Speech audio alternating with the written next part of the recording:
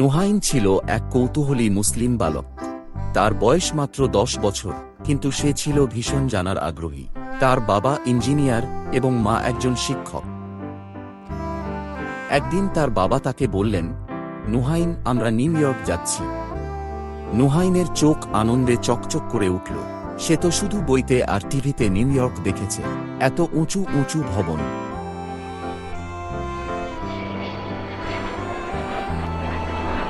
নুহাইন তার বাবা মায়ের সাথে নিউ ইয়র্ক পৌঁছাল। বিমানবন্দর থেকে বের হয়ে সে চারপাশ দেখে অবাক হয়ে গেল। বাবা, এত উঁচু ভবনগুলো কিভাবে তৈরি হলো? তার বাবা মুচকি হেসে বললেন, এসো, আজ তোমাকে নিউ ইয়র্কের স্থাপত্যের ইতিহাস জানাব। বাবা ও ছেলে হাঁটতে হাঁটতে প্রথম গেলেন স্ট্যাচু অব লিবার্টি দেখতে। নুহাইন, এটি আমেরিকায় স্বাধীনতার প্রতীক। ফ্রান্স উপহার হিসেবে এটি দিয়েছিল। কিন্তু জানো, ইসলামের ইতিহাসেও অনেক বড় বড় স্থাপত্য আছে। হ্যাঁ বাবা, আমি জানি।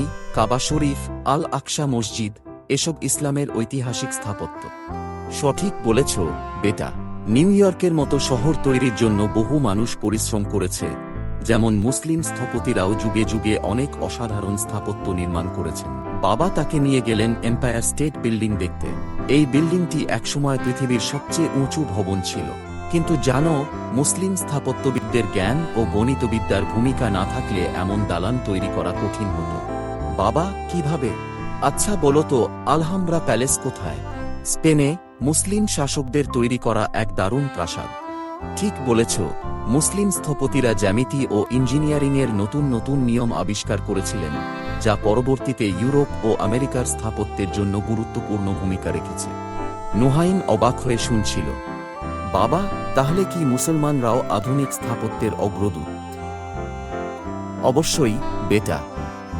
উদাহরণ হিসেবে সামারার মিনার, তাজমহল, সুলতান আহমেদ মসজিদের মতো স্থাপত্যকর্ম আজও মানুষকে বিস্মিত করে। পথে যেতে যেতে নুহাইন দেখল ওয়ান ওয়ার্ল্ড ট্রেড সেন্টার, যা 2001 সালের ঘটনার পর পুনরায় নির্মিত হয়েছে। বাবা, এত বড় বড় ভবন বানানোর দরকার কি? এই শহরে অনেক মানুষ থাকে, তাই জায়গা বাঁচানোর জন্য ভবনগুলো উপরের দিকে লম্বা করা হয়। তবে ইসলামে বলা হয়েছে, স্থাপত্য এমন হওয়া উচিত যা পরিবেশ বান্ধব হয়। সুবহানাল্লাহ। তাহলে আমাদের ইসলামিক স্থাপত্যগুলো শুধু সৌন্দর্যের জন্য ছিল না, বরং মানুষের কল্যাণের জন্য তৈরি করা হয়েছিল। একদম ঠিক বলেছ। মুসলিম স্থপতিরা প্রকৃতি, পানি সংরক্ষণ, বাতাস চলাচল এসব চিন্তা করে ভবন তৈরি করতেন। যেমন কায়রোর মসজিদগুলোতে এমনভাবে জানালা বানানো হয়েছে যাতে বাতাস সহজেই প্রবাহিত হয়, ফলে বিদ্যুৎ ছাড়া ঠান্ডা থাকে। নুহাইন আরও উৎসাহী হয়ে পড়ল। দিনের শেষে তারা সেন্ট্রাল পার্কে বিশ্রাম নিল। নুহাইন আকাশের দিকে তাকিয়ে বলল, বাবা, আমি বড় হয়ে কি হতে পারি যাতে ইসলামের শিক্ষায় ভালো কিছু করতে পারি?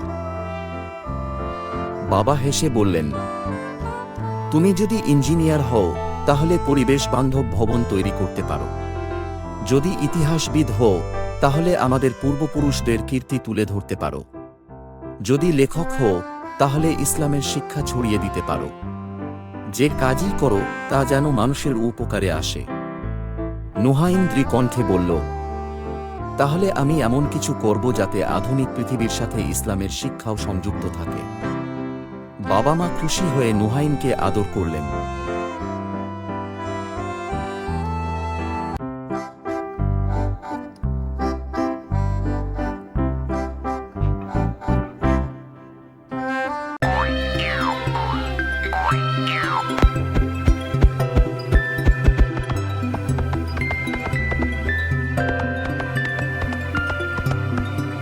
ওমর, এসো বাবা, আজকে তোমাকে আমি সুন্দর কিছু জিনিস শেখাবো।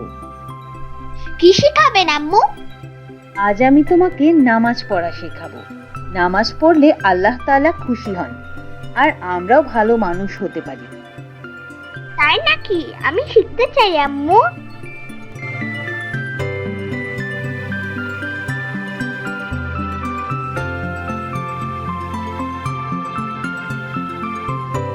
আম্মু, আমার নামাজ পড়তে অনেক ভালো লাগছে। হ্যাঁ বাবা, নামাজ আমাদের মনকে শান্ত করে। আর আমাদের ভালো মানুষ হতে সাহায্য করে।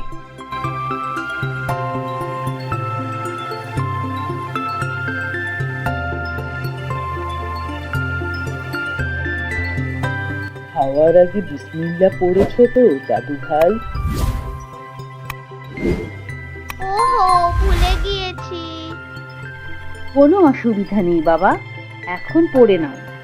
বিসমিল্লাহির রহমানির রহিম। বাহ, খুব ভালো। আর খাওয়ার সময় ডান হাতে খেতে হয় দাদু ভাই। এখন তো ঠিক আছে, তাই না? হ্যাঁ বাবা, তুমি খুব ভালো শিখেছো।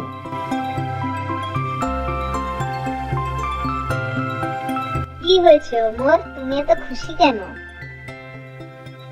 আমি আজ নামাজ শিখেছি আর খাবার খাওয়ার ইসলামিক নিয়মও শিখেছি। তাই নাকি? আমাকেও শিখাবে? অবশ্যই, চলো আজ থেকে আমরা সব ভালো কাজ শিখে নিব।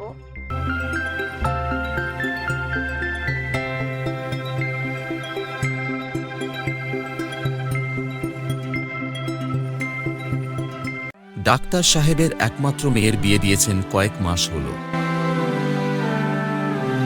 মেয়ের স্বামী খুবই নরম মনের এবং ধার্মিক। মেয়েকে রেখেছে রানীর মতো করে। একদিন মেয়ে তার বাবার বাড়ি এসে হাজির। বাবার কাছে নালিশ করে বলল, বাবা, এ তুমি কেমন ঘরে আমার বিয়ে দিয়েছ? বাবা বলেন, মা, কি হয়েছে? জামাই কি খারাপ ব্যবহার করছে? মেয়ে বলল, তোমার জামাই তো খুবই ভালো, কিন্তু সে তো 2 মাস পর পর বাড়ি আসে। সমস্যার কারণ তো আমার শাশুড়ি। সারাদিন শুধু বলে, বৌমা এটা করো, বৌমা ওটা করো। সকাল থেকে রাত পর্যন্ত কেবল খিঁট খিঁট করে যান। আমার একটুও ভালো লাগে না। বাবা বলেন, মাগো, এই বয়সে মানুষ একটু এরকমই করে। মেয়ে বলল, না বাবা, ওই বুড়ি যতদিন পর্যন্ত না মরছে আমি আর ওই বাড়িতে ফিরে যাব না। বাবা বলেন, এই রকম কথা বলতে নেই মা। মেয়ে বলল, তুমি তো ডাক্তার, এমন একটা কিছু ঔষধ দাও যাতে ওই বুড়ি খুব তাড়াতাড়ি মরে যায়। বাবা বলেন, আমি হলাম ডাক্তার, মৃত্যুদূত না। এ কাজ আমি কখনো করতে পারি না। মেয়ে বলল, বাবা, তুমি কি চাও না তোমার মেয়ে সুখে সংসার করুক? বাবা একটু চিন্তায় পড়ে গেলেন। তিনি তার মেয়েকে বললেন, আমি যা যা জিজ্ঞেস করব তুমি কি তার সঠিক উত্তর দিবে? মেয়ে বলল, হ্যাঁ, সত্য ও সঠিক উত্তর দিব। বাবা বলেন, তোমার স্বামীর আচার বহার কেমন?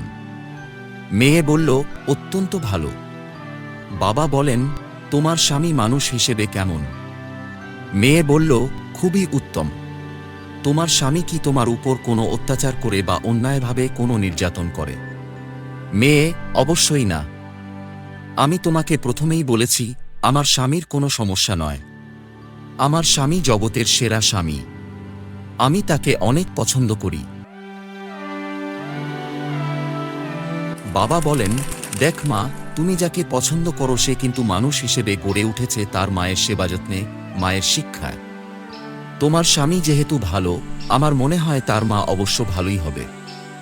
তুমি তোমার স্বামীকে পছন্দ করো আর নিজের স্বামীর মাকে কিভাবে অপছন্দ করতে পার? যাকে ভালোবাসা যায় তার মাকে কখনো ঘৃণা করা যায় না। আমার মনে হয় তোমার আরও একটু সচেতন হওয়া দরকার। আমি এসব বুঝি না। আমি যা বলছি তুমি অবশ্যই তা করবে। তুমি তোমার স্বামীকে পছন্দ করো আর নিজের স্বামীর মাকে কিভাবে অপছন্দ করতে পার? যাকে ভালোবাসা যায় তার মাকে কখনো ঘৃণা করা যায় না। আমার মনে হয় তোমার আরও একটু সচেতন হওয়া দরকার। আমি এসব বুঝি না। আমি যা বলছি তুমি অবশ্যই তা করবে। ঠিক আছে মা, তোর মুখের দিকে তাকিয়ে আজ আমি এই কাজ করব। তোকে আমি একটা ঔষধ দিচ্ছি। এই ঔষধটা প্রতিদিন নিয়মিত 2 ফোঁটা করে গরম দুধের সাথে খাওয়াবি। দেখবি 1 মাসের মধ্যেই তোর শাশুড়ি মারা যাবে। তবে আমাকে কথা দে, এই 1 মাস তুই তোর শাশুড়ির খুব সেবাযত্ন করবি। ঠিক আছে বাবা, কথা দিলাম। মেয়ে ঔষধ নিয়ে আনন্দের সাথে শ্বশুর বাড়ি চলে গেল। গিয়েই তার শাশুড়িকে মন দিয়ে সেবা করতে লাগলো আর নিয়মিত ঔষধ দিতে থাকল। 5 দিন পর শাশুড়ি লক্ষ্য করলেন যে তার বৌমা আগের মতো নেই। এখন সে আর তার কোনো কথার অবাধ্য হয় না, আগের মতো আর তার উপর বিরক্ত হয় না, বরং খুব বেশি করে সেবা করছে। এভাবে 2 দিন কেটে গেল। শাশুড়ি আস্তে আস্তে বৌমাকে নিজের মেয়ের মতো ভালোবাসতে লাগল। মাঝে মধ্যে তিনি নিজে বৌমার জন্য স্পেশাল মেনু বানিয়ে খাওয়াতেন, বৌমার খোঁজ খবর নিতেন। বৌমাকে আর আগের মতো কাজের জন্য ধমকাতেন না, বরং প্রয়োজন হলে কাজটা নিজেই সেরে নিতেন। বৌমার ঘুম ভাঙার অপেক্ষা না করে নিজেই চা বানিয়ে বৌমার কাছে গিয়ে বৌমার ঘুম ভাঙিয়ে তার সামনে চায়ের কাপটা এগিয়ে দিয়ে বলতেন, বৌমা চা খাও, দেখো আমি তোমার জন্য বানিয়েছি। বৌমা বলল, কেন মা, আপনি আমাকে ডাকতে পারতেন তো। কি যে বলো বৌমা, তুমি সারাদিন ধরে এত খেটে আমার সেবা করছো, সংসারের যাবতীয় কাজ করে যাচ্ছ, আর আমি এইটুকু করতে পারবো না। এভাবে কেটে গেল 2-7 দিন। বউ শাশুড়ির মনের দূরত্ব কমে গিয়ে এখন তারা মামের মতো সম্পর্ক। তাদের দিন যায় মহাসুখে।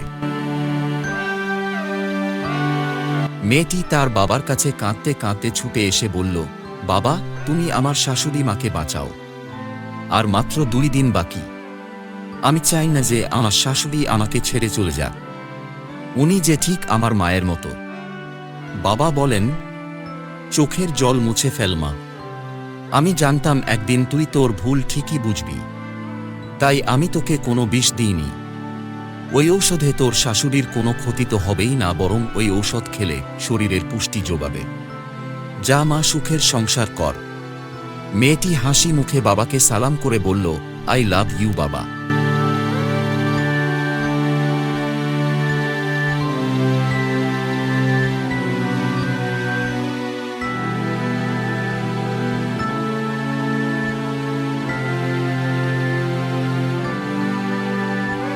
हम भी अच्छे बच्चे बनेंगे, मैं सच बोलूंगा, कुछ भी गलत नहीं करूंगा।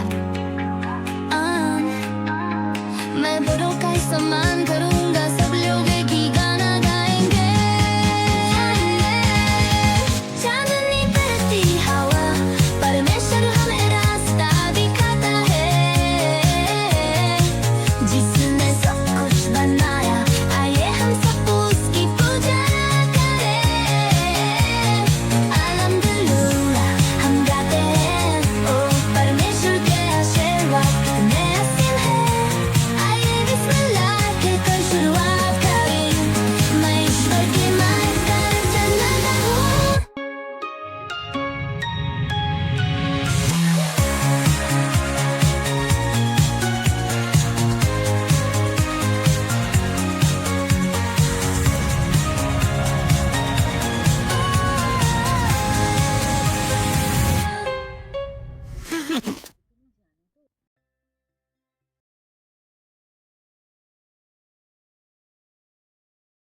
আরও গল্প পেতে চ্যানেলটি ভিজিট করুন এবং লাইক, কমেন্ট ও সাবস্ক্রাইব করুন।